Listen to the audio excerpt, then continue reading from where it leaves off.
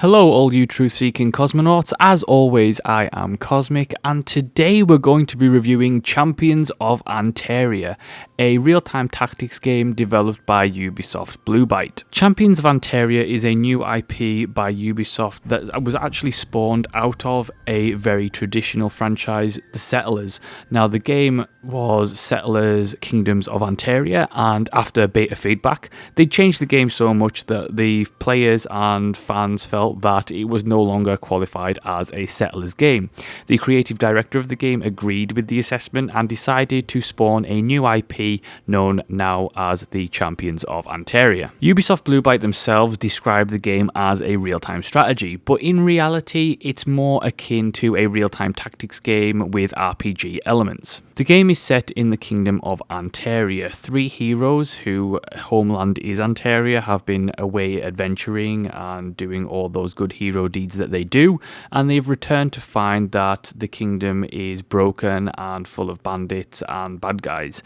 And essentially, after saving a small town, they take up the quest to rebuild the Kingdom of Anteria to its former glory, one small territory at a time. The game sounds a serious affair, but in fact it's packed full of humour from start to finish, and in fact the game does not take itself seriously in any sense of the word. For the most part, the game is well written. All the characters are fully voiced and each character has a distinct personality, some of which are endearing, others of which are quite annoying. I have to say that on a downside of this is the fact that because it tries to be so humorous, it tries a little bit too hard on occasion and can come off as just trying hard and not being funny at all. However, it is pretty much impossible not to go through this game without laughing out loud at least once, and at worst just having a little smirk to yourself about how funny the game is. And I have to say that it is pretty humorous, it is pretty well written,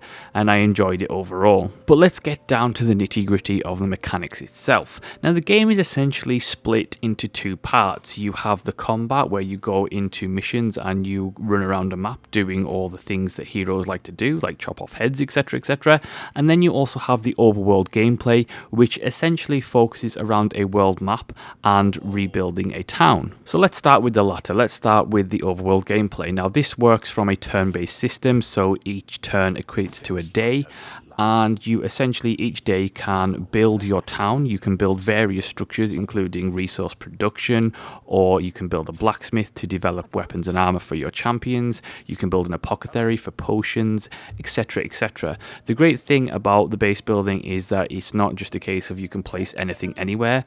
There is an optimized system to it, so each section of the map that you unlock, you will be able to put certain buildings on there. You can put any buildings on there, but each section of the map corresponds to a specific terrain type. So you have meadowland for wheat farms, which means that if you put a wheat farm in a meadowland area, it will increase its resource production.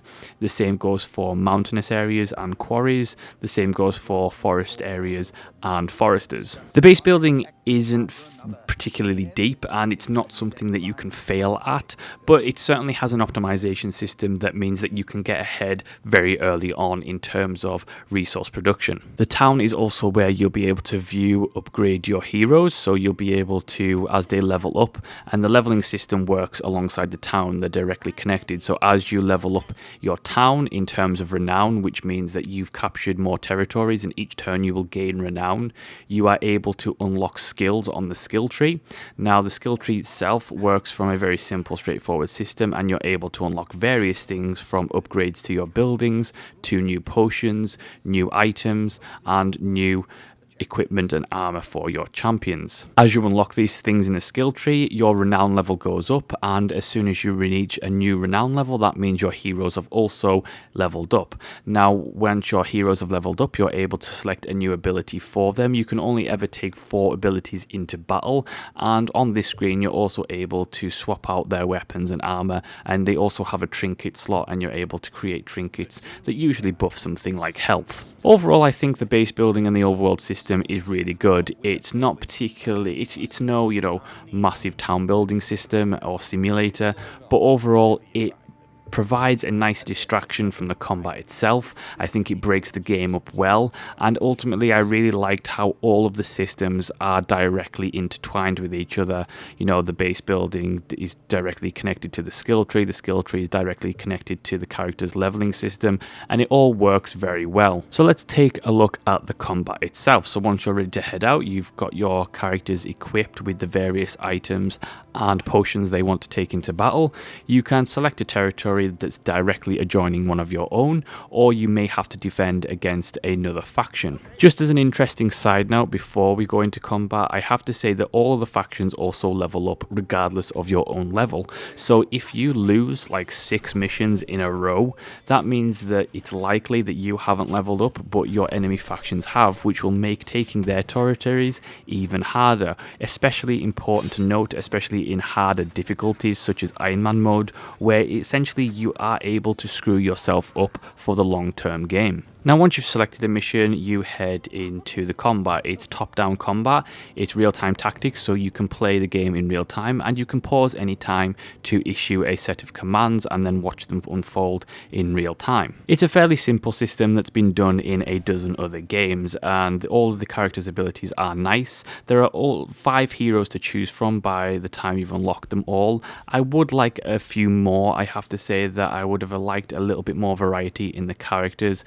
because I feel that while their abilities are fun, there's just a couple missing that I think would have gone really well. I think there's not enough 360 AoE damages. I would have really liked a healer. The only way you can heal your units currently is from items and potions, and I would have really liked a mage type character to be able to do damage and heal. Like I say, if you've played a real-time tactics game, or you've played something like Pillars of Eternity, that kind of old school RPG, you'll be right at home with Champions of Anteria. It's a fairly simple system. One thing I do like about it is the element system that they have in place. So each champion and each respective enemy has an attunement to an element, such as Vargas, who is attuned to metal, or, you know, Anslem, who's attuned to lightning.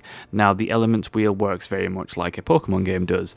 Each element has an advantage over another element and a disadvantage to another. So, for example, metal is weak against fire, but is strong against nature. Nature is weak against metal, but strong against lightning, etc., etc. And it works very simple, but it is a lot of fun, and it allows you to really switch up in terms of tactics and plan for engagements to maximize damage. Combat, while it is a fairly solid system for the most part, does have a couple of major problems.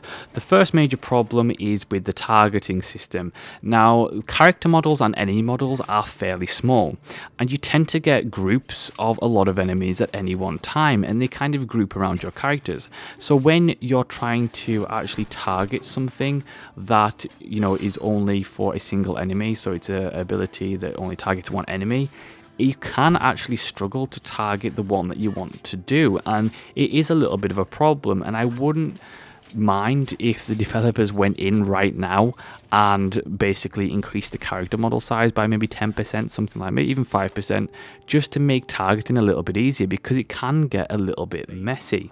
Another major problem with missions is, very early on in the game, maybe your first 3 hours, you'll find that missions are fairly repetitive. That's because your first enemy territories aren't enemy territories at all. They're essentially unclaimed territories, which means that you'll be running basically the same 3 missions over and over for a good hour or so. This includes protecting the caravan, or essentially building defense fortifications, and it can get very, very repetitive. Later on, however, when you're actually facing against enemy factions, the story kicks in, and you're essentially doing story objectives when it comes to taking enemy territories, and that does add a little spice and variety to the game. Overall, however, I did enjoy the combat. It does have its own set of significant problems, but overall works fairly well as intended.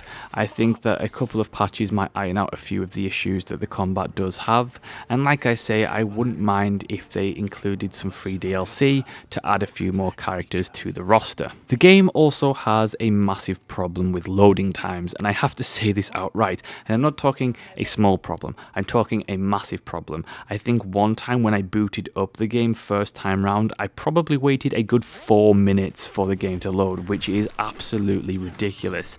The loading times in this game are horrendous, and it really does need some optimization that way. I have to say that in terms of graphics and audio, I think the game is fantastic. I love the cartoon aesthetic that they're going for. I love the cutscene hand-drawn aesthetic that they've got. I think it looks fantastic.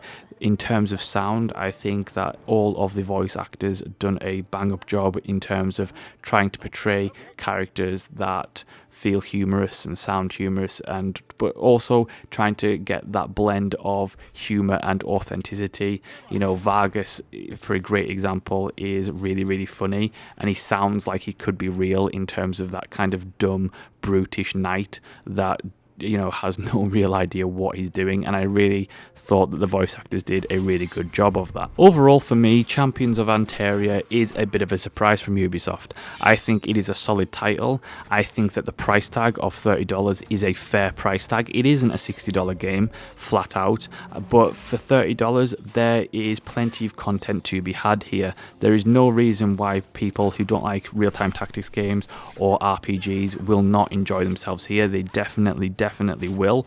I think it's a nice refreshing take. I think it's a nice little IP, and I think they've done overall a fantastic job with the game. It does have its set of significant problems, but it's nothing that can't really be overlooked at certain points. I think that ultimately there's nothing game breaking in there. There's nothing that will really hamper your progression in any way, shape or form. It is just a set of problems that are inherent to its design and could potentially be fixed if they took the time to do so. Ultimately, if you're a fan of real-time tactics games, or you're a fan of RPGs, you're a fan of top-down RPGs with real-time combat, then you'll be right at home with Champions of Anteria. And honestly, I think it is a safe bet for fans of those genres. It's certainly a fun title. You'll get a laugh out of it. It's enjoyable. I really like the base building and the progression system, and it's, you know, a game that for $30 you're going to have a grand old time with, and I think Ubisoft Blue Byte have done a great job with that overall.